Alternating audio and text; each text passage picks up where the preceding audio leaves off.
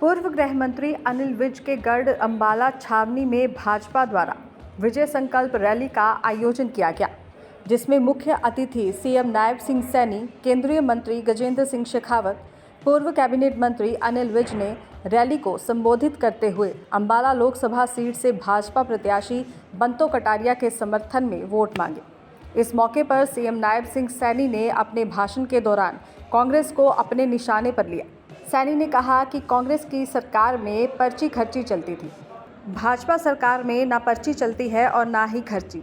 सैनी ने कहा कि पिछले 10 सालों में प्रधानमंत्री नरेंद्र मोदी की सरकार ने अनेक ऐसे कार्य किए हैं जिससे विकसित भारत बनेगा। वहीं हरियाणा के पूर्व कैबिनेट मंत्री अनिल विज ने मंच से अपनी ही पार्टी के नेताओं को निशाने पर लिया। अनिल विज ने कहा कि माना कुछ लोगों ने मुझे मेरी पार्टी से ही बेगाना बना दिया, पर कई बार बेगाने अपनों से भी ज़्यादा काम कर जाते हैं। पूर्व मंत्री के इस बयान के बाद मंच पर बैठे सभी नेता चौंक गए। अपना नॉमिनेशन फाइल करके आप सबके बीच में आशीर्वाद लेने के लिए आई है। जोरदार तालियों से इनका स्वागत आप लोग करिए। और अभी हमारे पूरे वक्ताओं ने भी इस विषय के ऊपर पूरी बात रखी है। जो काम सरकार ने किए हैं, जो काम केंद्र सरकार ने किए हैं, उन सब बातों के बारे में हम सबको जानकारी दी है। भाइयों, मैं आप लोगों के बीच में एक बात कहना चाहता हूं कि हमने 2014 के पहले का भारत भी देखा है और 2024 का भारत भी देख रहे हैं। एक बड़ा अंतर हम सबको 10 वर्षों के बाद इस 2024 के भारत में आज दिखाई दे रहा है। आज ये भारत, ये नरेंद्र मोदी जी के नेतृत्व में एक सुरक्षित भारत बना है, मजबूत भारत बना है। और ये संकल्प नरेंद्र मोदी जी ने लिया है। ये संकल्प आप सबके सहयोग से नरेंद्र मोदी जी ने लिया है कि जब 2047 का भारत होगा, ये विकसित राष्ट्र बन जाएगा, ये विकसित भारत बन जाएगा। भाइयों, ये संकल्प नरेंद्र मोदी जी ने लिया है और उस संकल्प में हम सबका योगदान उसमें जरूरी है। मैं देखता हूं कि देश ने 2014 में जब यहां से नरेंद्र मोदी जी को प्रधान सेवक के रूप में, भाइयों, इस देश की प्रधान सेवक के रूप में गद्दी पे बैठाया, देश ने नरेंद्र मोदी जी को 282 सीटें दे करके देश का प्रधानमंत्री बनाया और एनडीए को 300 थे।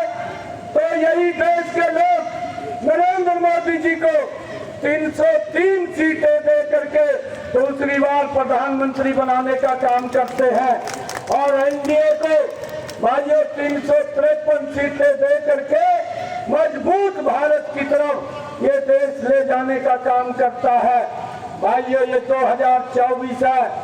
इस 2024 में देश ने संकल्प लिया है और देश ने संकल्प लिया है अब की बात ये पूरे देश ने संकल्प लिया है।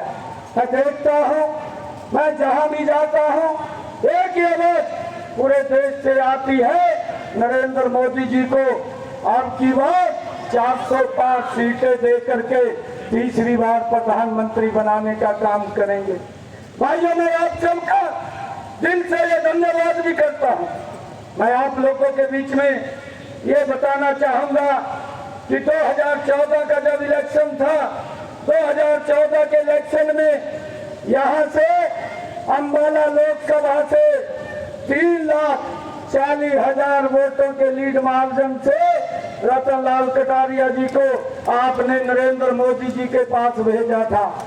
और भाइयों, जब 2019 का चुनाव आया, आप लोगों ने, क्योंकि 5 साल के बाद जो काम नरेंद्र मोदी जी ने किए थे, बड़ा विश्वास लोगों ने नरेंद्र मोदी जी के ऊपर किया और 5 साल के बाद यहाँ से कटारिया जी को 3,45,000 वोटों से भाइयों दोबारा यहाँ से सांसद चुन करके दूसरी बार नरेंद्र मोदी जी को प्रधानमंत्री बनाने का काम किया है। भाइयों 2024 है और जब देश संकल्प लेना है तो अम्बाला की सरदारी भी आज ये संकल्प लेकर के जाएगी इस विजय संकल्प रैली में कि अब की बार यहाँ से बंतो कटारिया जी 5 लाख वोटों से लीड मार्जिन से जीत करके तीसरी बार नरेंद्र मोदी जी को प्रधानमंत्री बनाने का काम करेंगे। भाइयों लगातार देश का विश्वास, लगातार जन का विश्वास नरेंद्र मोदी की सरकार के प्रति बढ़ रहा है। क्यों न बढ़े?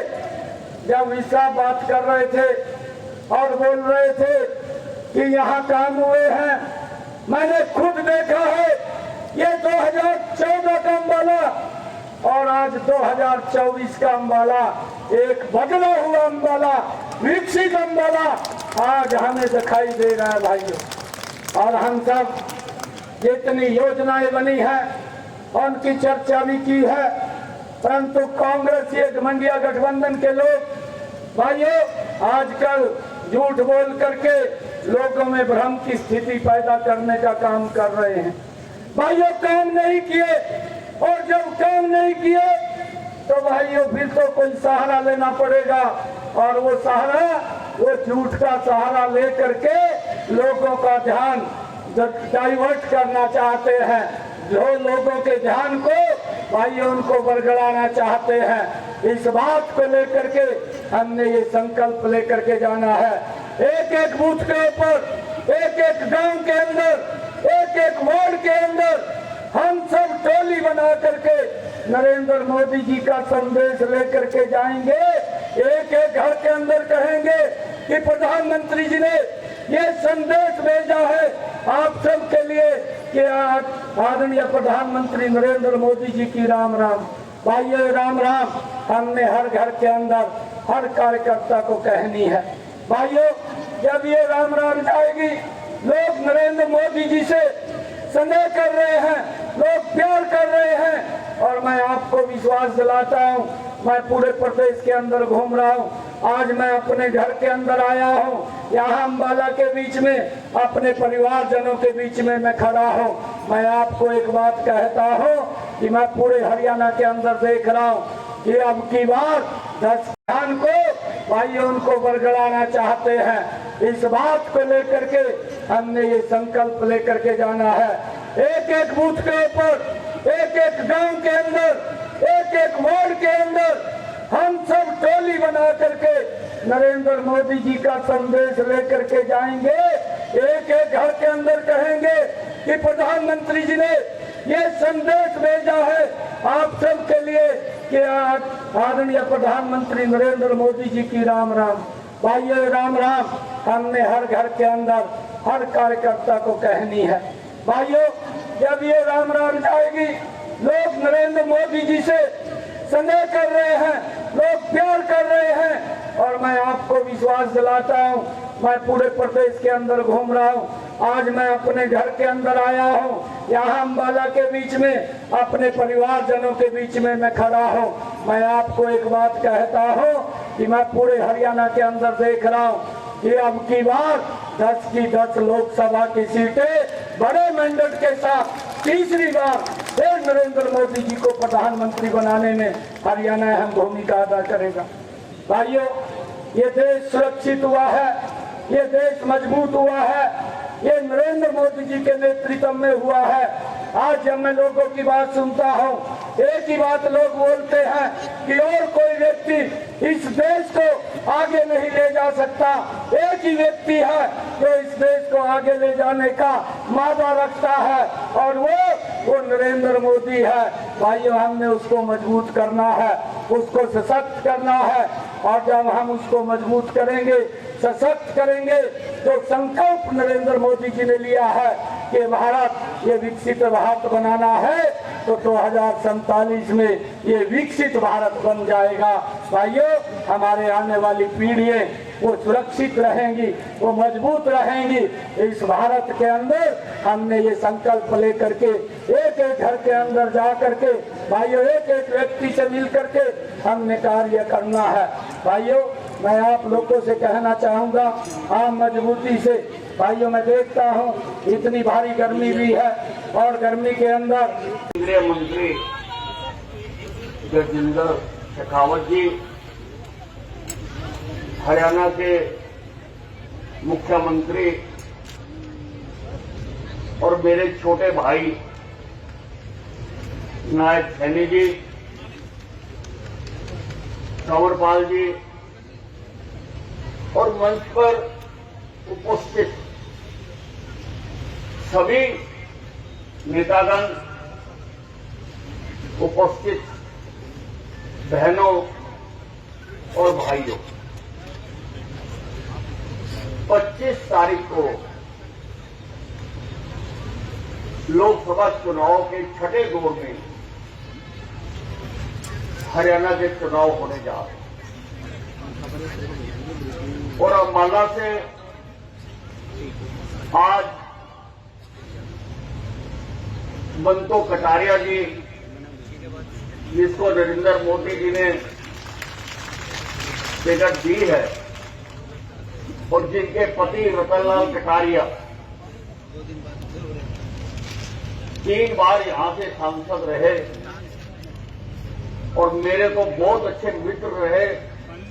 90 में वो भी एमएलए थे, मैं भी एमएलए था। उनकी कंपनी बहुत एंजॉय करे। आज बंतो जी ने नामांकन कर दिया और अब चुनाव अपने पूरे यौवन पर आता है। परंतु भाइयों, चुनाव तो 2 पार्टियों के बीच में होता है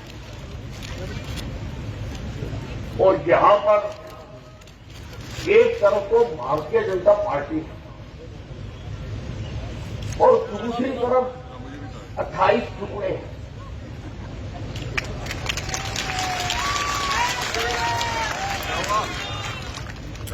ना उनका कोई नेता है, ना उनकी कोई नीति है और उनकी नीयत से तो सारा हिंदुस्तान वाकिफ है कि जब जब उनको मौका मिला उन्होंने देश को कैसे लूटा। भाइयों, कांग्रेस ने अपना मैनिफेस्टो जारी किया, परंतु मैं उसको ऊपर बोलना नहीं चाहता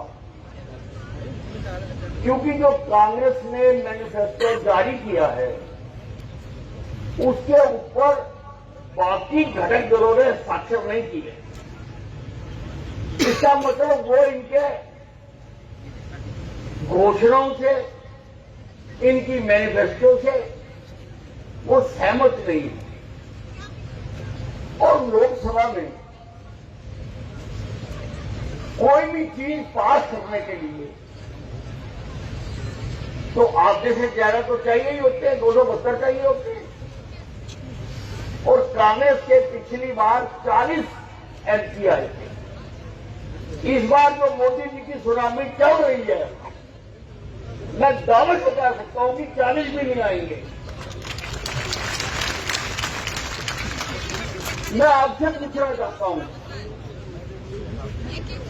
कि जिसके 40 से भी कम सांसद हो, क्या वो लोकसभा में कुछ करके दिखा सकता है? क्या उसके कहने का, बोलने का तो वो कह रहे कि हम गरीबी खत्म कर देंगे? अरे तेरी दादी ने भी यही कहा था। इंदिरा गांधी ने गरीबी खत्म कर देंगे, गरीबी हटाओ का नारा देकर हमने देखा उस गरीबी हटाओ का नारा देकर 2-3 चुनाव लड़े, लेकिन गरीबी खत्म हुई क्या? क्या हो गई गरीबी खत्म? एक पीछे से ले लेना, वो शॉट झूठ बोलना, धोखा देना ये कांग्रेस के ये क्रांति पैदावार के खून की तासीर है ये। और उसी प्रकार से हम लोगों को गुमराह कर रहे। और दूसरी बात, जो ये कांग्रेस का शहजादा कल मोदी जी ने बहुत बड़ी बात कही। उन्होंने कहा ईश्वर ने जब मुझे बनाया तो मेरे दिमाग में बहुत बड़ा चिप लगा दिया, इसलिए मैं बहुत बड़ा सोचता हूं। तो मैंने सोचा फिर कि जब भगवान ने राहुल गांधी को बनाया तो शायद वो चिप लगाना ही भूल गया। और जिसके चिप ना लगा हुआ हो वो कब किधर चल दे, क्या कह दे, उसकी बात का भरोसा नहीं किया जाता। वो बार बार आपको फेक वीडियोस का भी सहारा ले रहे हैं, आर्टिफिशियल इंटेलिजेंस का। झूठे हमारे नेताओं के, उनको पता है कि उनके नेताओं के आवाज को लोग पसंद नहीं करते, तो हमारे नेताओं की आवाज में वीडियो बनाकर इनके मुख्यमंत्री तक जारी कर रहे हैं, मुख्यमंत्री तक जारी कर रहे हैं। एक पार्टियां एक वीडियो का सहारा ले रहे हैं, सहारा ले रहे हैं। ये बार बार कह रहा है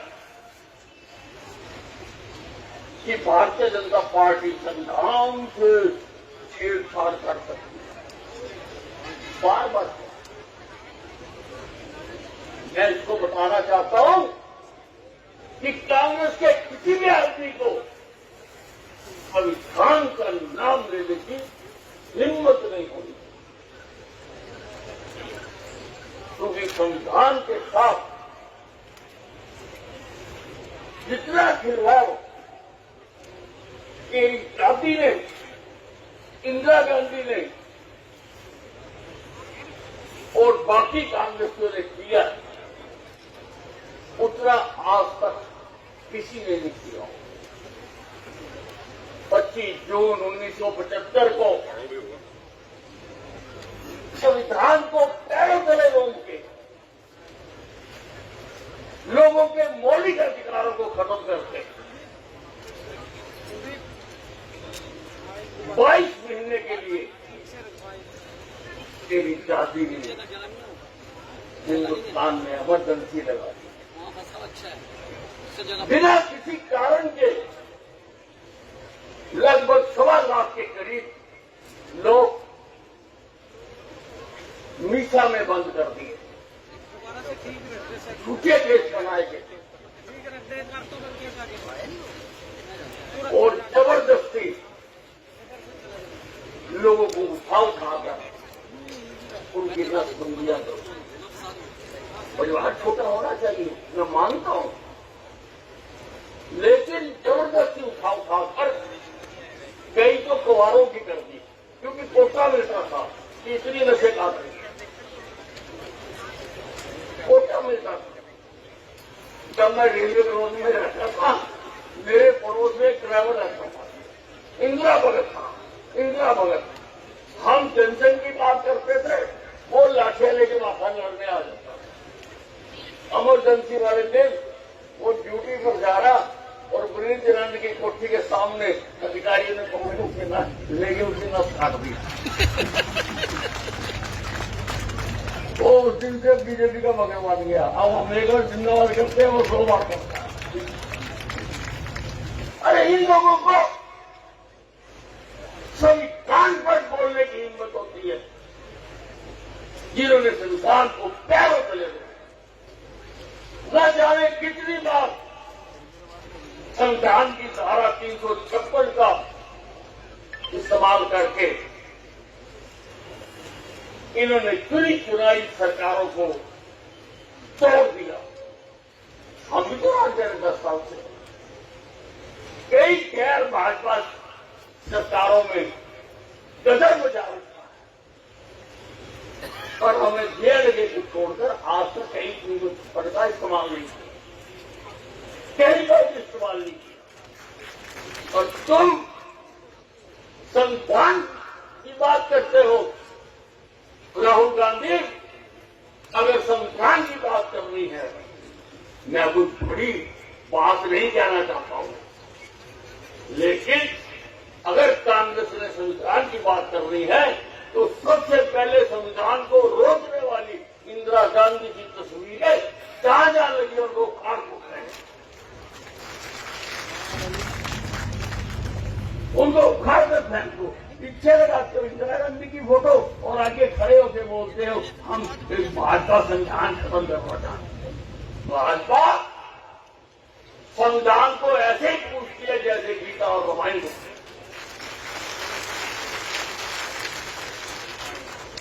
उसी प्रकार से पूछती है। जो चुनाव होने जा रहा है, लोग तुलनात्मक अध्ययन करते हैं। हम कपड़ा में खरीदने जाते हैं तो हम 4-5 जगह देखते हैं अभी कैसा चला, पहले कैसा चला था, पहले लेके आए थे तो कब फट गया था। तुलनात्मक और आज ये जो पार्टियां खड़ी हैं इनका भी पूरा पोस्टमार्टम हो। कांग्रेस पार्टी हत्याई पार्टी, इनके ऊपर धर्म के आधार पर देश का विभाजन करके 10 लाख हिंदू और मुसलमानों को मारने का आरोप, 10 लाख लोग मरे। इनके नेता जो चहका नेहरू गुलाब का फूल लगा के घूमते थे, मुझे समझ नहीं आती कि इनके चेहरे पे मुस्कान कैसे। 10 लाख लोगों के वो मारने का आरोप है इस पार्टी के ऊपर।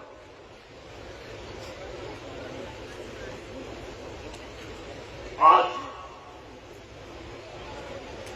लोगों को कहते हैं कि हम जनगणना कराएंगे, इकोनॉमिक जनगणना कराएंगे। तो हम में मानता है कि मैं पहले दे चुका हूं कि तुम्हारी बात पूछे, तुम्हारे 10-20 MP आने हैं, क्या करोगे? तुम तो झंडे लेके बाहर बैठोगे, अंदर तो तुम्हें कोई बैठने नहीं देगा, कोई तुम्हारी हैसियत नहीं देगा कि तुम कोई बात कर सको। इसलिए खूब सोच विचार। आज मोदी जी ने जो किया है, जो करके दिखाया है, जो हर हिंदुस्तानी का विश्व में ऊंचा किया है, जो पाकिस्तान से बार-बार आतंकवादी आते थे और हम घर में श्रद्धांजलियां देकर अपने कमरों में जाके सो जाते थे, नरेंद्र मोदी के राज में हमने पाकिस्तान में घुसकर उनको मारा है। नरेंद्र मोदी ने गरीब से गरीब आदमी के बारे में सोचा, क्योंकि उसने गरीबी देखी है। ये तो सोने का चम्मच लेकर करता हुआ है, जिनको क्या पता गरीबी क्या होती है। ये तो इतना ही बड़े हुए हैं कि जब से आलू कालो उधर से सोना लेकर आएगा। पर एक दिन महाराज कह रहे थे कि सुबह उठकर आप सोम में कोला डालते हो चाय बनाने के लिए, पता नहीं कौन से स्कूल से पढ़ाइए, इसकी डिग्रियां भी चेक करवानी चाहिए, असलियां नकली है, इसकी डिग्रियां भी चेक करवानी चाहिए। तो मोदी जी ने क्योंकि गरीबी देखी है, उज्ज्वला योजना, हर घर में नल से जल। दैनिक सवेरा के लिए कृष्ण बाली की रिपोर्ट।